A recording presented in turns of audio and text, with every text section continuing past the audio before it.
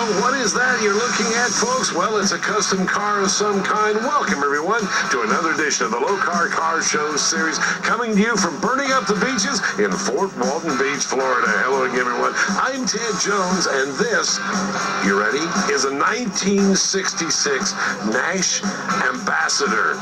Now, you've got to be asking yourself the obvious question. Who on earth would do such a beautiful customizing job on a Nash? I guess when your wife tells you do something with it or get rid of it, you do something with it.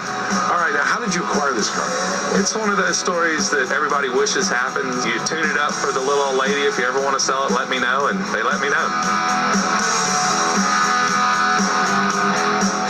First of all, the paint is gorgeous. Tell us about the color. Thanks. Yeah, there's some modified Nissan colors, kind of somewhat close to the original yellow and greenish color that was on it, but we took some colors and did some home cooking and put a little gold flop in it, and it really does well in the sun.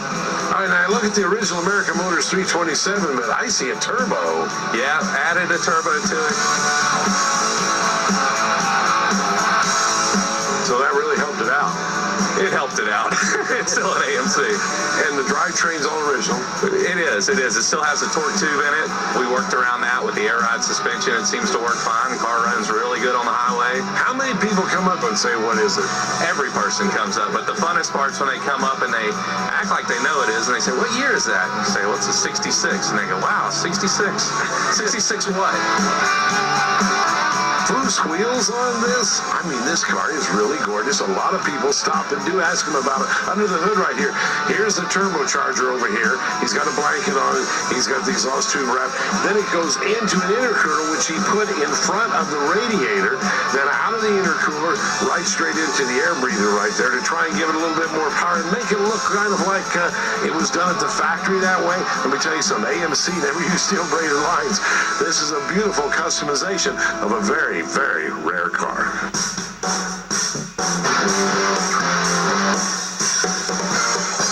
Well, folks, what's one of the most popular Chevrolets ever produced? The 57 Chevy. You were thinking the car. I was thinking truck. Did you ever see a 57 Chevy truck with suicide doors in this particular color with a nice LT1 Corvette engine under the hood? Take a look at the wood in this bed right here. Take a look at the bed, period. It's drop dead gorgeous. He's got his fuel fill right down here.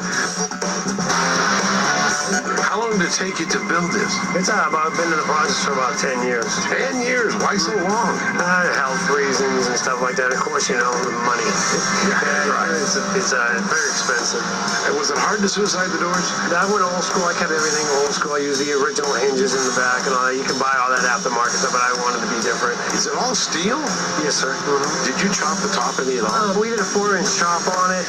What about the tip-off hood? I was going to cut it down the middle and make the other hood on it, but I was just, like I said, old school, and we just try to keep all the lines round and all that to match. Well, what paint is this? They call it Lamborghini Blue flip-flop. It's a 3-stage paint. They painted it all silver, purple, and blue. And the interior, where'd you get those seats? I got them out of an early model Impala. My wife picked it all out, and that's what she wanted. You know, you got to make them happy, you know. That's right. So, is it a driver? Yeah, I just got it 3 weeks ago, and we're out just having fun with it right now. And that motor, I'd say, gets right along, huh? It'll get away from you. Figured out getting about 17.5 miles in a gallon with that thing, and we're running an awesome rear end, 373 gears in the rear, and oh, that's a tall gear. Yeah, I wanted to get off the line. Hey, it looks like Kirk went up to the Low Car Factory in Knoxville, Tennessee, and started rating it. Here's the door handles right here. I see pedals over there. I see a low car shifter. He likes those people. So do we.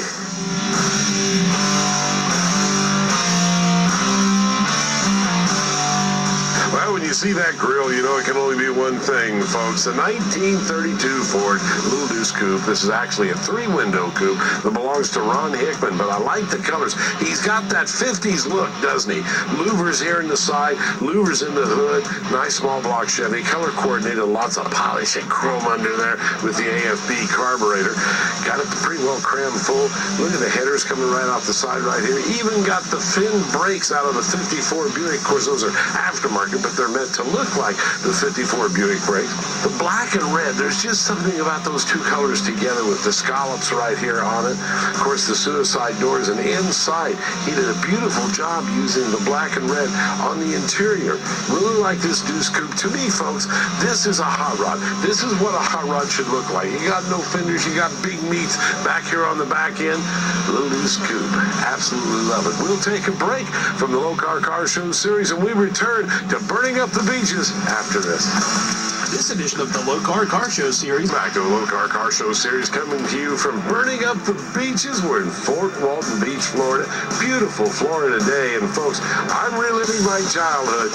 I had a 1966 Corvette just like this, only mine was red. This is the marina blue color. They had the raised hood if they were real 427. And folks, this one is a real 427. They rated them at 425 horsepower. I should say re-rated them, because when they first came out, they were 450 horsepower, but General Motors had a little problem with insurance companies, so all of a sudden they changed the little decal on the air breather and made them 425. This is a nice specimen of a 66, perfectly restored. I like inside with the original Muncie shifter. Right next to it is what came afterwards. They kept having to go faster. They put 3 deuces on it, and they rated it at 435 horsepower. And this is the owner right here, Jim Atkinson. And Jim, this car is all original? Yes, it's a Survivor. It's all original car. Every number on it matches the engine, transmission, rear end, starter, alternator. Every number is perfect. It was in a museum in New York for most of its life, and then the original owner died, and I bought it from a Corvette dealer in Kansas City. It's the most I paid $175,000 for it. Oh, I can believe that. But it's worth it. Oh yeah, for me, I'd have paid $200 for it. Well, you wouldn't want to ever do anything to hurt that engine or that block when you have a perfect matching numbers car.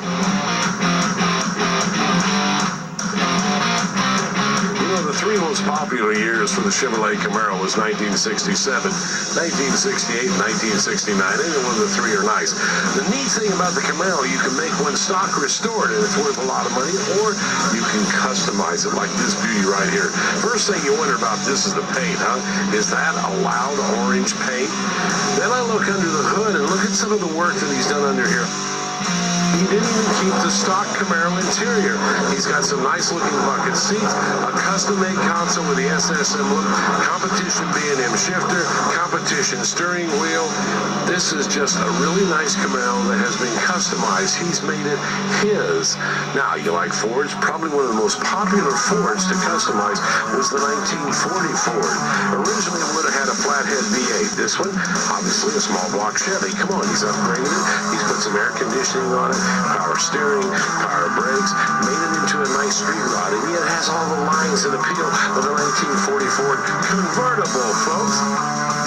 Very modern looking dash, and yet he's kept it kind of retro. Got the clock on the glove box door right there. You can see the custom air conditioning and Pioneer stereo that he's added. All in all, a really nice street rod. 40 Ford, one of the more popular cars to street rod, as opposed to the Cadillac interior that's in this 1941 Ford. Now, this is a little bit of an unusual street rod. It's a convertible. Look at that paint. Boy, what a color on that. But take a look under the hood, folks. Most everybody puts a small block Chevy in their Ford, which is really kind of sacrilege. I mean, it's a Ford. So Bob McCary decided to put a... So 429 Ford started life as a Cobra Jet, 370 horse motor. It's been tweaked a little bit. It's got aluminum heads, 2 4s, comp cam, valve train, and lifters, and push rods, and roller rockers, and all those good things. Whoa, making a lot of horsepower. Yeah, it makes a little more than 370 now. I've owned the car 51 years. I bought it when I was 15 years old out of a barn in Clanton, Alabama, from a high school buddy who was at his grandmother's farm, and paid him $35 for it. And then you made it into a gasser. Yeah, we put a little 354 Hemi in it, and the last time I had the Hemi in it, it had 6 deuces, and it had a brand flamethrower ignition with the 2 coils, because I thought that looked cool. It had a Lincoln Zephyr transmission with a 48 truck rear end, and it was jacked up in the air, looking bad, you know. Like a gasser. And it would scare you to death. The 60s. And then you grew up and decided to make a street rod. I quit drag racing and got married, and drag racing was a little too expensive, so I started street rodding. In fact, this is the first house that we ever bought. Before we moved into it, I had a 23T Roadster in the basement. My wife, bless her heart, she loves old cars too, and she loves the street rods, and she really likes this car. Well, he was pointing out to me, 41 is the only year they did what with the grill? They made 3 distinctly separate grills. 40 is one grill, 39 is one grill. Now remember that. That's the way you can tell a 1941. We'll be back with more Burning Up the Beaches after this.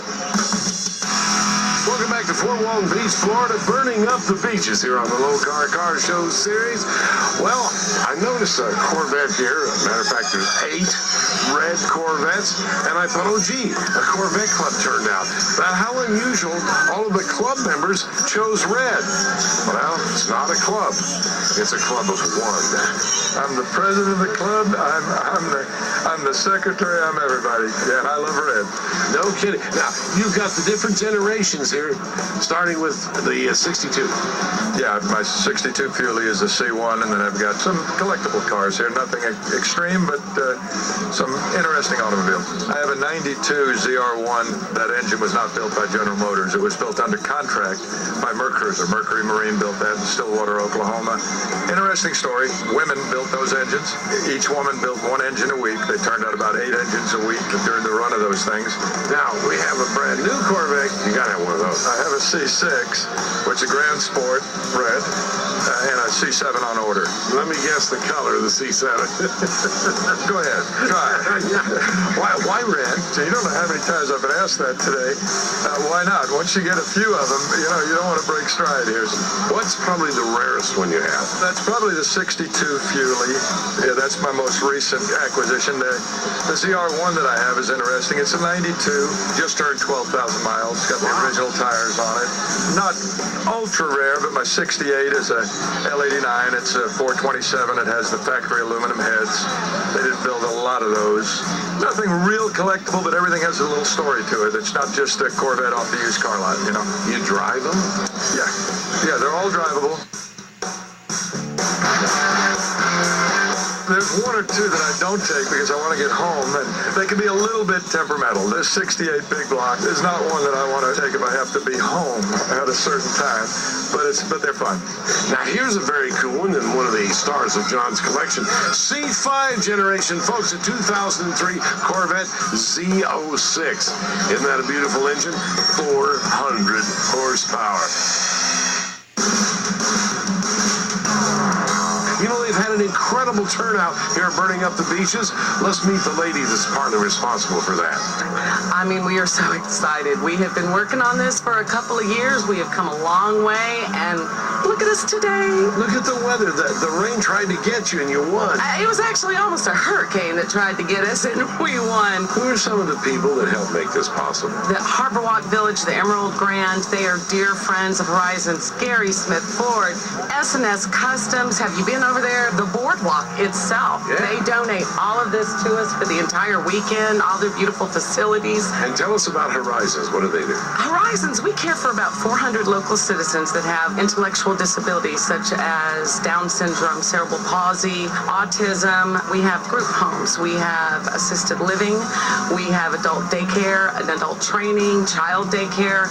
All of these things take funding. So we do these fundraisers to bridge that gap. And this is our big one. It has doubled every year. My goal is 2,000 cars. It'll be every year, the first weekend of May. We have the entire city behind us. And again, beautiful day down here. And it really didn't matter that it was raining because we give you a lot of fun for your dollars. Hey, look at that custom Chrysler 300. No, not that one. Up here. Here we go, folks. A 2005 Chrysler 300 4-door. But boy, has this been customized. Let's start with this paint. Absolutely incredible. And then different graphics. I don't think I've seen anything quite like this. Even has some grass in the background. Look at this. Then he took those custom wheels, tied that into the graphic package that he put on it, and I never really thought you'd make a 4-door look that good. Take a look at the custom interior right there.